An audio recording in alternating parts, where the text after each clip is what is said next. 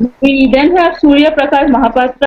This is the first time that I am on a hangout with Surya, and I look forward to interacting with you.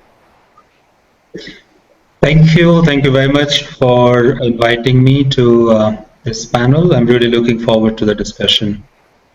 Thank you very much. Surya, would you want to add to what Sundar just said? Yeah, sure. I think Sundar has really kind of described this very nicely. When it comes to community of practice, there are two components in it.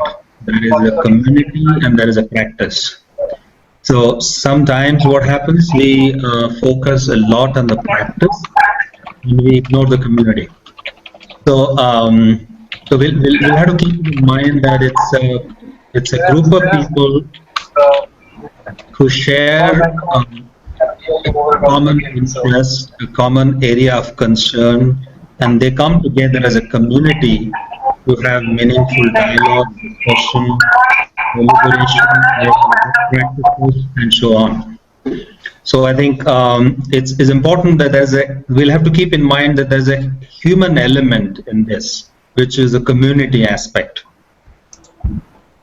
Thank you. So some very interesting thoughts there, and I think I love the idea that it's about the people and it's about. So great. I see that Elora is back on the show. Welcome back, Elora, and I hope that we don't lose any one of us again. So Laura, just before you came on, we were discussing what is a good community of practice, and there were some great insights from both Sundar and Surya. Would you want to add what in your mind defines a good community of practice?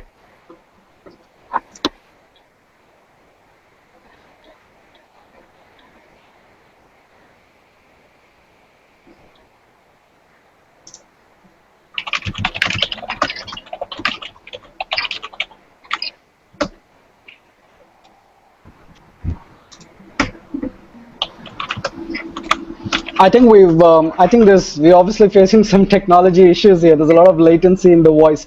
So maybe we can just go back, Rimchim. I think a good idea would be to, talk about what organizations are currently doing with communities of practice, specifically in terms of how they look at, within the area of learning and development. So maybe we can ask Surya, what is he seeing within, Hewlett Packard, the organization that he represents, and generally in other peer organizations? How are communities being used within learning journeys, Surya? I think I'm sure viewers would be interested in learning more about that.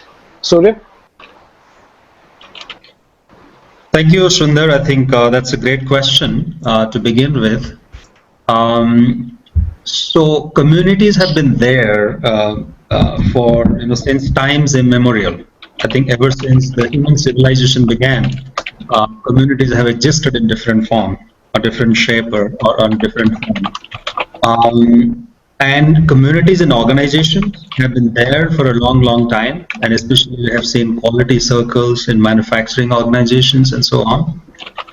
Community in the contemporary business world are also not new. Organizations are promoting communities within their setup, within their employees,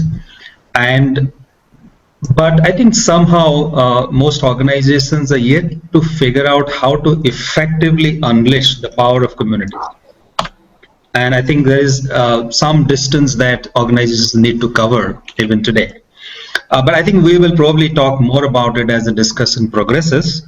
But how we are leveraging communities in Hewlett Packard, or how I see this being leveraged in different organizations.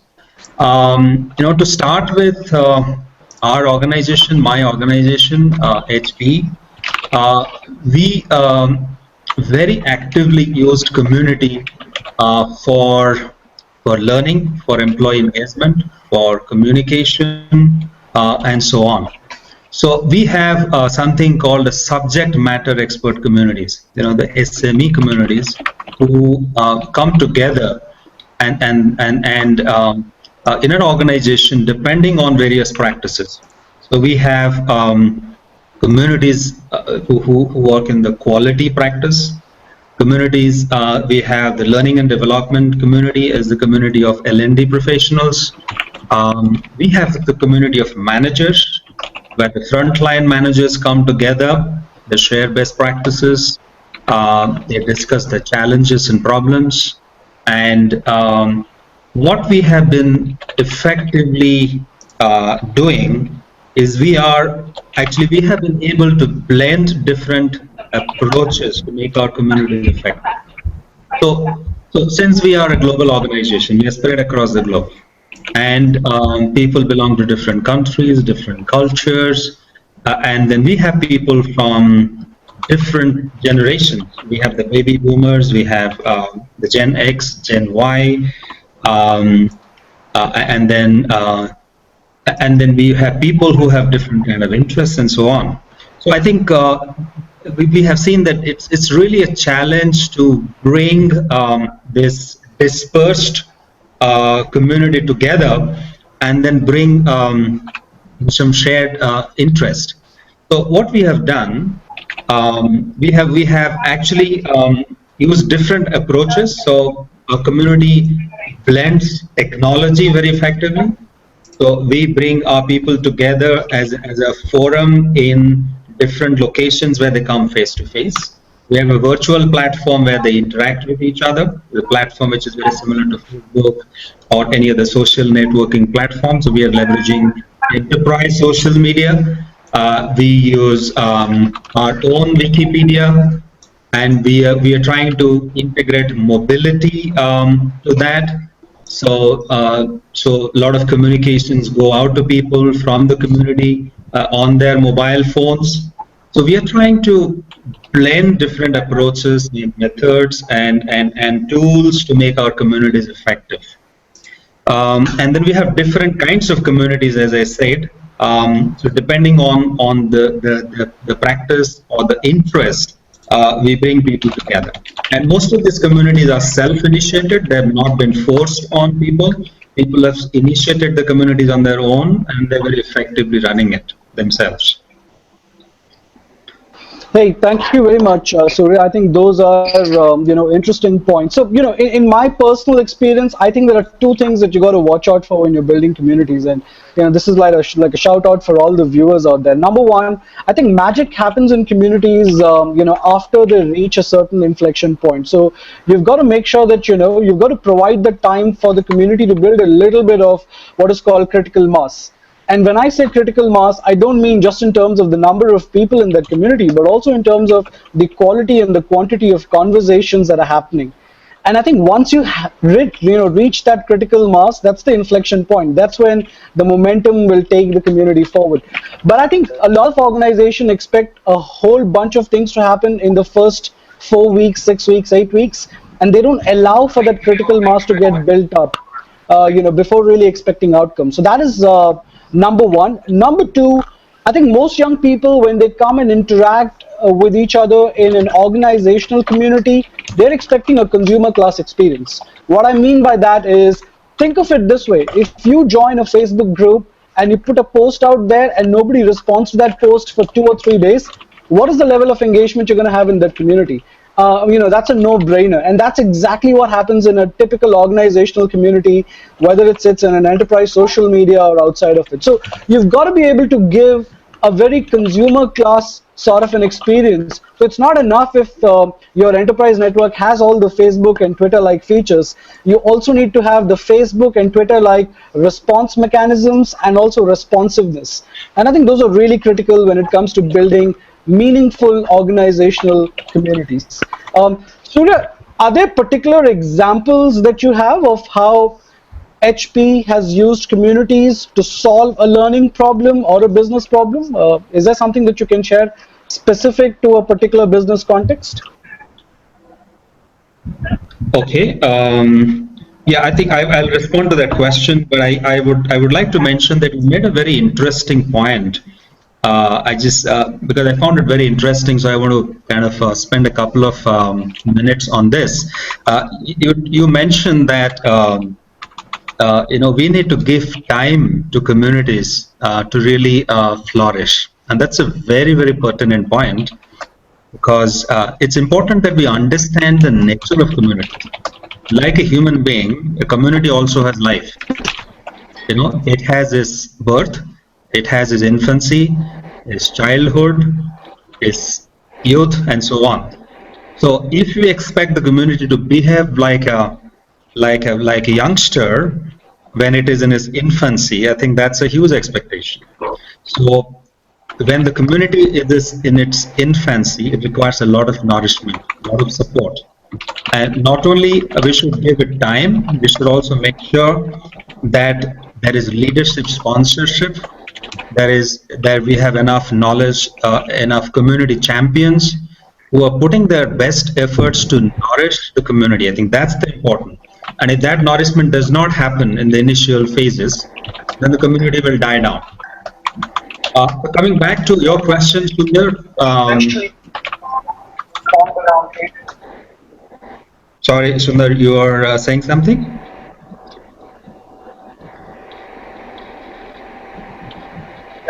They don't necessarily have to be, No, please go on. workplace interests in that sense. But I think what Now, defines I a good think it's just the community, latency in the network. learning So, specifically is, meaningful conversations that happen, and there are meaningful people who are engaging in these conversations. So typically the two features that you will see in communities that thrive are a lot of interesting people having frequent, interesting conversations with each other. I think those are the two concepts that you would see. Sundar, Elora here. I would like to add also.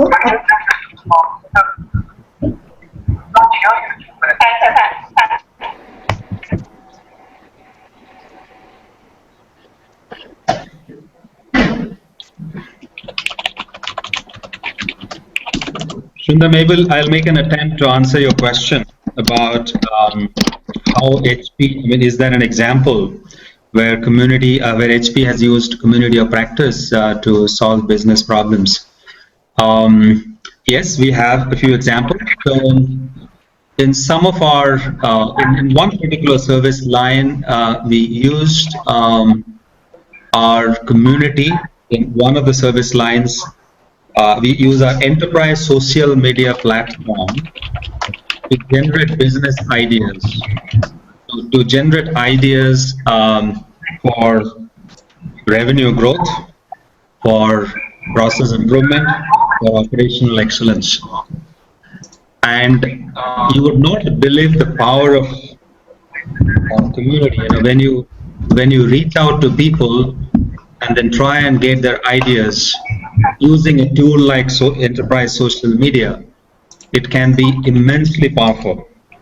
While I cannot get into the specifics of the dollar impact that this particular initiative made, but I would tell you that this idea generation initiative using enterprise social media as a platform, leveraging a group of employees as a community, was immensely beneficial to organization in terms of solving some of our key business problems.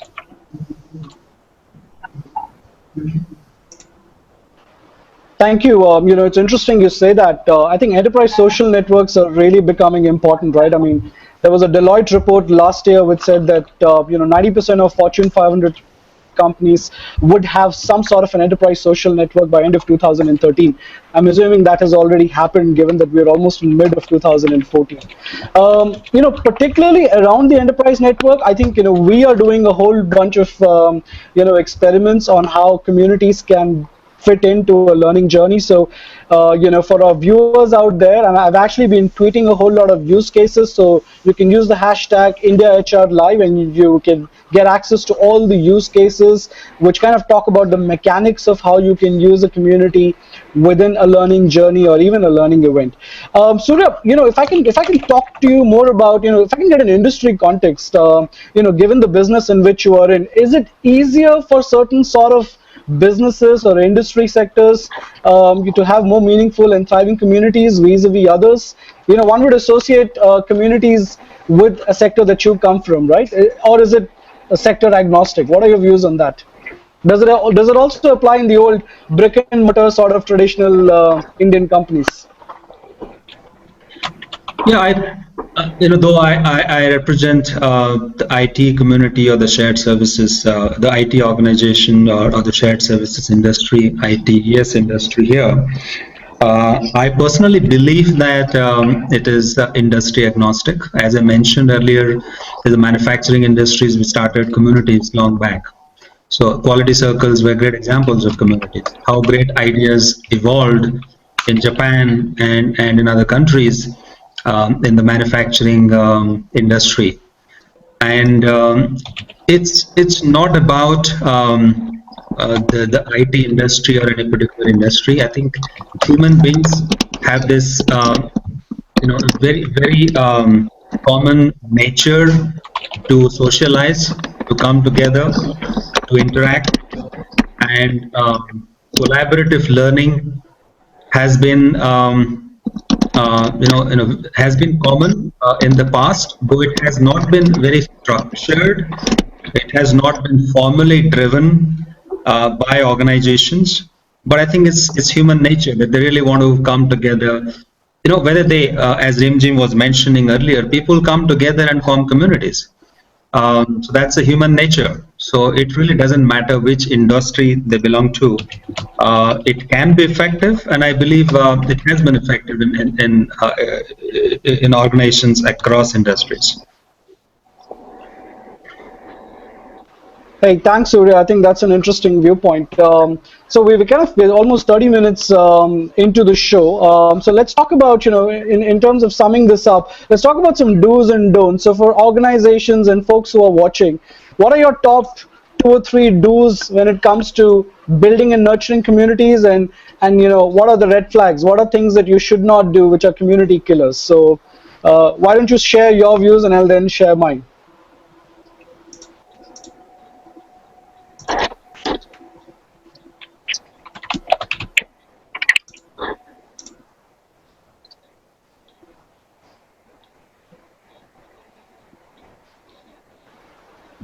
Surya, did you get my question around, what would be your top do's and don'ts when it comes to nurturing communities within the organization? Yes. All right. I think the first do is for organizations and people who are managing, initiating, or running communities is to understand the nature of communities. And as I mentioned, that it is extremely important that we understand that communities have a life cycle. And also, another important imperative is for people to understand the composition of communities. Communities include people with diverse interests. And there are people who are interested in sharing, and there are people who are interested in learning. Not everybody is interested in sharing. So community is like a park, There are only very few people who would come to the park to beautify it, but many will come to appreciate the beauty of the park. And there are those small vendors who would come there to sell their, sell something to people who are visiting the park. So there are different people with different interests, and understanding the composition of your community is extremely important. And if you don't understand that, and we expect everybody to share or everybody to learn, then it's not going to work. And typically you would see that in a community that only 10% of the people are active. And that's very normal. There's nothing to be worried about it or surprised about it. It's only about 5 to 10% of the people who are going to be active contributors to the community. There could be another 10-20% who would be occasionally active in the community. The rest would not be active at all. But that does not mean that they're not part of the community. You may not know that they're keenly watching as to what's going on, what is being posted in the site, what blog, is there a new blog? They keep watching, they keep appreciating, but you may not really see their activity on the community front. The few other do's would be for the community champions to keep it always active, interesting, and alive. Bring the element of surprise. I think that's extremely important. If you look at Facebook, which is the most popular social networking platform, they keep bringing new features all the time. Breaking the monotony, which is extremely important. And make sure, organizations need to make sure that they have community champions. The people who are going to promote community, the folks who are going to be very actively engaged and involved in the community activities, make it popular, make sure that they rope in other people into the community. That's extremely important. A couple of other things which is important is have a good recognition program, recognize the contributors, the active contributors, and never forget the community aspect. So imagine what's not important only is the practice, is also the community. There are people, there are human beings. So use every opportunity to socialize, to connect, to engage, to celebrate success. That's extremely important. So these are some of the do's of great communities. The don'ts should be, I would say that leadership team, the senior leadership should never ignore the power of community. We need leadership sponsorship, that's extremely important.